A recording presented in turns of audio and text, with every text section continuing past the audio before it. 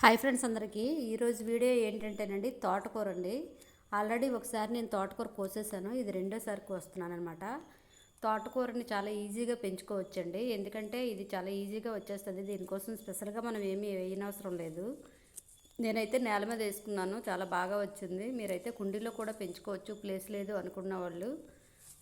ఇవి విత్తనాలు వేసిన 10 రోజులకు వస్తుందండి మొక్కలైతే. కొంచెం లేటుగా వచ్చినా సరే చాలా త్వరగా పెరుగుద్ది.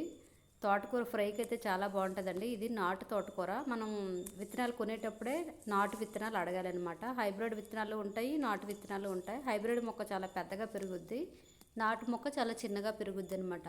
ఇలా మనం కట్ చేసుకుంటే వారంలో 2 సార్లు మనం కూర వండుకోవడానికి సరిపోతుంది.